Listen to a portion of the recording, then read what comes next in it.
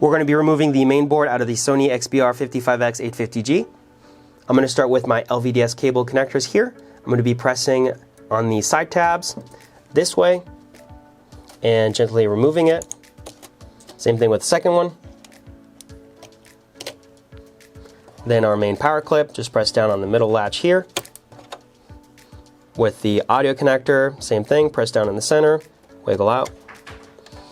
With these two ribbons, we're going to be pressing down over here and wiggling out. And then we have this very thin wired one here. There's a little bit of a tab here, and you have to be very gentle because these wires are very fragile.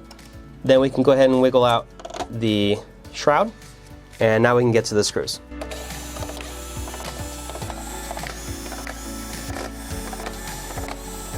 We can remove the tuner, put it to the side, and the main board should lift right off. If you're not sure how to get to the main board, we also have a back cover removal video right over here and a full diagnostic and repair video down there. If you found the content helpful or useful, leave us a like and subscribe. Thanks for watching.